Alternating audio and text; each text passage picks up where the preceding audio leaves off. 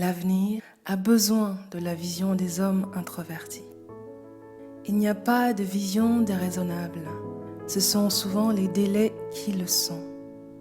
Bonjour à vous qui m'écoutez et bienvenue. Je suis Anne Goagbe. Aujourd'hui, 10 juin, je vous propose une nouvelle expansion de conscience en 3 points. Premièrement, ce que le futur attend de chacun. Deuxième point, comment chaque petit pas accélère le processus de transmutation créative à l'œuvre en soi et en dehors de soi. Et dernier point, comment ce processus restaure et expanse l'estime de soi de chacun. Je définis l'estime de soi comme l'art de trouver le courage, de libérer cette vision intérieure dont chacun est doté et de comprendre qu'elle a pour but de lui faire découvrir les potentialités dont il est porteur. Ce processus réveille une agilité intérieure inédite et en même temps indispensable pour co-créer au quotidien un futur déjà réalisé et disponible vibratoirement. Aujourd'hui, plus que jamais, on nous demande de vivre à partir du nouveau futur qui existe déjà et qui est aligné avec les énergies montantes de l'ère à venir, l'ère du Verseau. Dans ce nouveau futur, il y a beaucoup d'appelés parmi les introvertis, tout particulièrement tout homme qui a un potentiel de leadership de niveau 5 introverti. Par leadership de niveau 5, je fais mienne la définition du chercheur, auteur et consultant américain Jim Collins, soit une personne qui incarne à la fois l'humilité personnelle et une volonté indomptable. Le leader de niveau 5 est ambitieux. Toutefois, son ambition est pour une cause, pour la mission de son organisation et sa raison d'être. Et Jim Collins indique d'ailleurs que beaucoup de leaders de niveau 5 sont effacés, calmes, réservés et même timides. N'est-ce pas là une responsabilité sur mesure pour un homme introverti qui aura plus tendance à inspirer qu'à vouloir dominer, à accompagner au lieu de manager? Alors, si vous êtes un homme introverti, sachez que le futur attend votre vision pour vous présenter les meilleurs défis réalisables. On dit que la chance, c'est 99% de préparation. La chance a besoin de votre vision. Avant, je ne voyais qu'un niveau d'écriture de la vision. C'est aussi celui que la majorité d'entre nous connaît, d'écrire, définir ce que vous voulez. Toutefois, pour beaucoup, il semble que ce soit l'exercice le plus difficile, et pour cause. Qui veut quand on décrit ce qu'on veut? L'être ou le non-self? Est-ce l'intuition qui parle? Est-ce que la paix intérieure et l'épanouissement sont les fondations inconditionnelles sur lesquelles repose cette vision? Au hasard des pensées pour moi-même, j'ai expérimenté 2 autres niveaux d'écriture de vision. Au 2e niveau, vous décrivez votre vision, ce à quoi vous aspirez, comme si cela avait déjà eu lieu, en détail, et avec une confiance inconditionnelle. Ici, ce sont vos ressentis qui vous guident et votre imagination qui prend le dessus, non la logique, et encore moins le passé. Comme vous savez ce que vous voulez, vous pouvez l'écrire comme si vous ne faites que relater la réalité en mots, en émotions, en détails et de manière imagée. Au 2e niveau d'écriture de votre vision commence à vous engager, à être un peu plus agréable, parce qu'inspiré. Vous commencez à créer et à vivre en même temps dans votre corps cet idéal. Les premières questions apparaissent et elle joue un merveilleux rôle. Pas celui de trouver la solution, plutôt d'observer toutes les questions, informations et idées qui peuvent venir, qui viennent avec un filtre de 3e niveau d'écriture, c'est-à-dire trouver l'information qui illustre pourquoi votre vision a déjà eu lieu et qu'est-ce qui s'est déjà passé. La beauté du troisième niveau d'écriture de la vision, c'est-à-dire trouver l'information qui illustre pourquoi votre vision a déjà eu lieu et qu'est-ce qui s'est déjà passé, vous donne l'opportunité d'explorer plusieurs types d'informations, bien sûr, mais sur 100 informations ou données, par exemple, seulement 5 seront essentielles et 100% reliées à la vision. Ce n'est pas l'arbre qui cache la forêt, c'est la forêt qui cache l'arbre. Le Kalpa Vriksha, l'arbre à souhait, bien connu par exemple dans les spiritualités de l'Inde ancienne. Votre vision s'est déjà matérialisée et vous cherchez pourquoi dans toute l'information dont vous disposez déjà. Je vous invite à penser au hasard, aux synchronicités que vous avez déjà vécues sur cette priorité. Vous avez aussi vos carnets de bord. En fait, tout endroit où sont rassemblées vos idées créatives mérite d'être exploré. Parce que la vision ne s'invente pas, elle se révèle. En la révélant, vous révélez ce qui était là et ce que vous êtes. Quand j'observe mes 12 derniers mois, la plus grande leçon que j'ai apprise est le pouvoir de la vision de troisième niveau. Le futur est désormais dans le présent. Il le guide en fonction de votre vision écrite ou invisible, c'est-à-dire pensée uniquement. La bonne nouvelle est qu'avec 30 minutes par jour pour élaborer votre vision, vous en avez une dans 10 jours si elle le vaut bien. Maintenant, comment chaque petit pas accélère le processus de transmutation créative à l'œuvre en soi et en dehors de soi? Eh bien, avec la priorité la plus résonante pour vous. Et avec une deuxième priorité, si cette dernière participe à l'équilibre du système que vous baptisez, si elle est vraiment essentielle. Pour ce faire, vous pouvez faire vôtre cette question. Qu'est-ce qui a un goût d'inachevé et qui, en dépit de vos premiers efforts, donne des résultats aux antipodes ou en deçà de ce que vous voulez, de sorte que si vous le résolviez, si vous trouviez la bonne ingénierie, votre cœur ne présenterait plus de trous. Votre cœur serait unifié.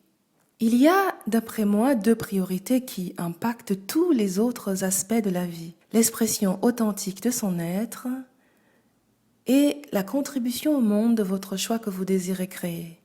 La première priorité est personnelle. Elle est liée au monde privé, l'amour, le partenaire d'âme, la relation de couple, l'incarnation de son identité la plus lumineuse au quotidien, et pour cela, une vision est indispensable. L'expression authentique de son être engage ce que vous avez de plus important, votre temps, votre mental, votre énergie et votre corps. Vous n'avez qu'à la laisser s'exprimer, la laisser vous transformer, c'est-à-dire vous relier à votre véritable être.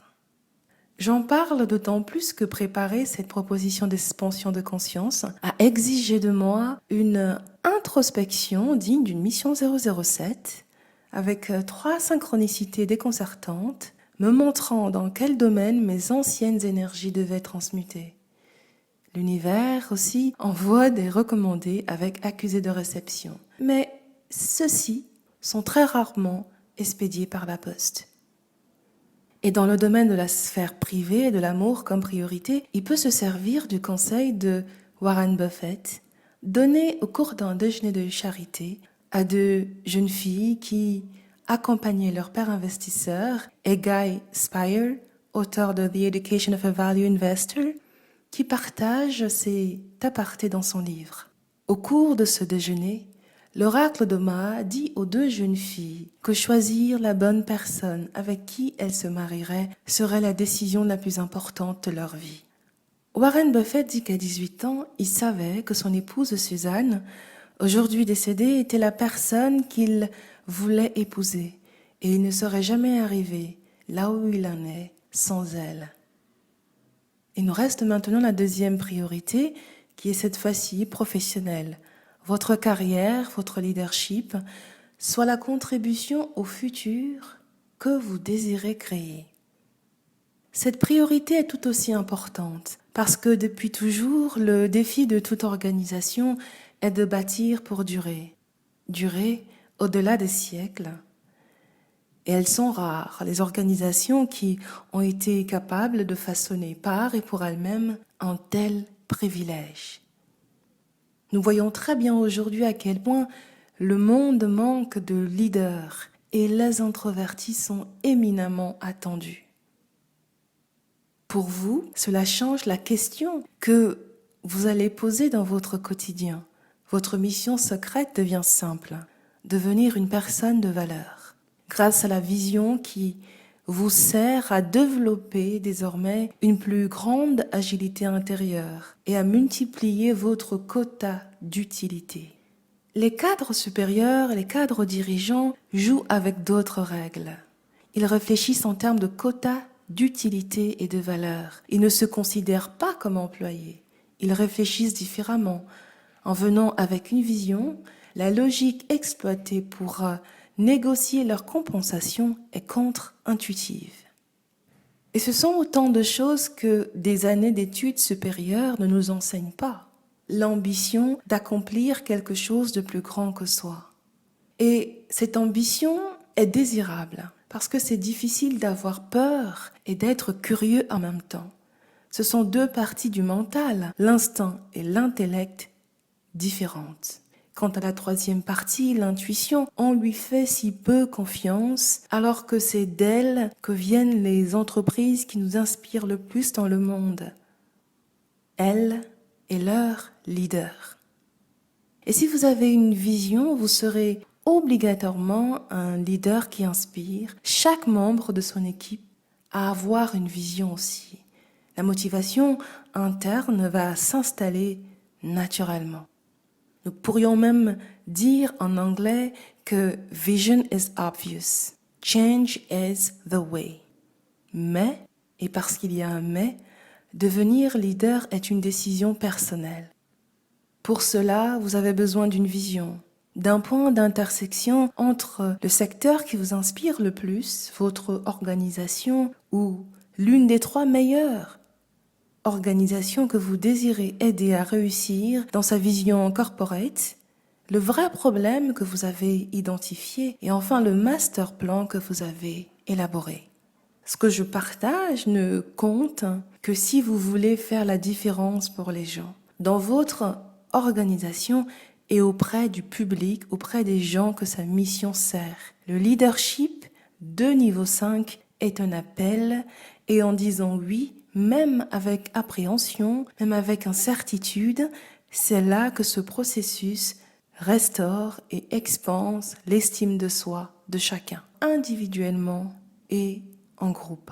Il me vient en mémoire mes missions de salarié. En analysant mes missions de salarié dans le passé, à 70% directement supervisées par des hommes qui étaient individuellement chefs de cabinet ministériel en Afrique, conseiller senior dans la division d'une organisation internationale ou directeur de pôle dans un grand groupe français à Paris, je sais que le leadership est aussi une affaire d'introverti, contrairement aux apparences.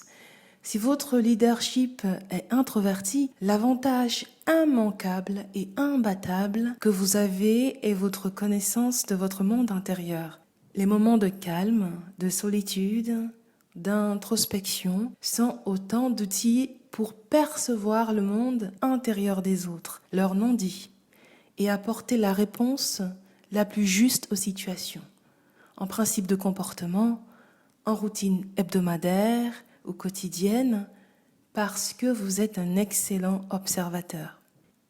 Par ailleurs, votre posture énergétique favorise la sérénité de tout environnement. J'ai pu noter que le leader de niveau 5 introverti sait voir chez l'autre plus de potentiel que l'intéressé. Et ce dernier finit par y croire et fait des choses qu'il ne pensait pas à sa portée. Les gens n'aiment pas être managés. Les gens cherchent à être inspirés. Avoir envie de devenir un leader de niveau 5, là où on a besoin de vous, est aussi une affaire d'estime de soi. Il y a cette petite question, en effet. Pour qui tu te prends ? Qui se balade dans la tête ? il peut y avoir des expériences achevées plutôt que prévues, qu'on peut continuer à porter sur son dos comme des échecs au lieu d'y voir et d'y mettre de la lumière. Je disais il y a 12 jours à un homme qui me racontait son parcours et qui dégageait ces deux énergies, qu'à force d'avoir ce genre de pensée, abandonner ses ambitions peut devenir plus facile. Et quand rien n'est écrit nulle part, on fait taire la voix de l'âme, la seule voix qui demande à être écoutée en premier. Il est aussi très facile d'oublier que c'est dans les grandes choses déjà accomplies par le passé que se cachent les graines de notre puissance intérieure et imminente verticalisation. Les doutes, les échecs sont l'horizontalité dont nous avons besoin pour développer un apprentissage multidisciplinaire. On ne peut pas échouer et apprendre en même temps. Au final, nous n'avons que deux défis majeurs désormais. Apprendre à nous transformer vite et apprendre à apprendre plus vite pour transformer nos organisations. J'ai passé les 33 premières années de ma vie à chercher ma véritable place, croyant d'ailleurs que j'étais extravertie au regard de mes expériences professionnelles et des opportunités d'expression en public que j'ai eues, alors qu'en réalité, j'ai toujours été une introvertie, sauf que je ne le savais pas. À 40 ans, j'ai trouvé ma place. Elle est venue à moi comme une évidence pour signer un cycle d'engagement personnel qui s'achevait, me rappelant ces quelques mots de Confucius dans l'excellent livre « Les entretiens de Confucius ». À 15 ans, ma volonté était tendue vers l'étude. À 30 ans, je m'y perfectionnais. À 40 ans, je n'éprouvais plus d'incertitude. À 50 ans, je connaissais le décret céleste. À 60 ans, je comprenais, sans avoir besoin d'y réfléchir, tout ce que mon oreille entendait. À 70 ans, en suivant les désirs de mon cœur, je ne transgressais aucune règle. Les mots de Confucius m'offrent une bonne transition pour partager avec vous la dernière clé d'une vision qui vient de l'intérieur. Les délais d'action deviennent plus courts, non pour créer de la pression, mais pour exploiter les sentiers. Less but better, nous dirait le designer industriel allemand Dieter Rams. La vision essentialise tout, elle change le type même des questions que vous posez. Comme par exemple, et si cette année, vous suiviez les désirs de votre cœur, pas à 70 ans. Votre vision sommeille en vous, dans 1 à 2 priorités. En les clarifiant, vous n'avez plus qu'à explorer pourquoi et comment cela a déjà eu lieu, ainsi que les délais de création pour fluidifier systématiquement au moins 80% des résultats. Vous savez, je ne peux pas vraiment dire que l'univers est devenu impatient. Depuis 2012, l'univers nous montre le chemin, ouvrant nos sens intérieurs, nous demandant de faire confiance à notre intelligence intuitive. En 2015, il est passé à la 2e étape pour nous faire rentrer dans une connaissance plus approfondie de nous-mêmes par l'action et la rétroaction. Et à partir de 2018, il a intensifié les défis. En observant ces 3 vagues que j'ai vécues, je me rends compte que tout avait été planifié pour que des personnes, par centaines de millions dans le monde, se préparent à se désengager de l'ancien monde qui ne tient plus que sur quelques planches. La Terre ayant changé d'énergie, il nous est demandé à tous d'avoir une agilité intérieure vraiment inédite, d'être prêts à nous transformer aussi rapidement que possible pour être celui qui crée avec légèreté et émerveillement. Je vous quitte avec cette citation d'Albert Einstein à méditer. Un problème sans solution est un problème mal posé. Merci de votre attention. Si vous souhaitez me contacter ou échanger avec moi, mon mail est fourni dans la description. Belle journée à vous et à bientôt.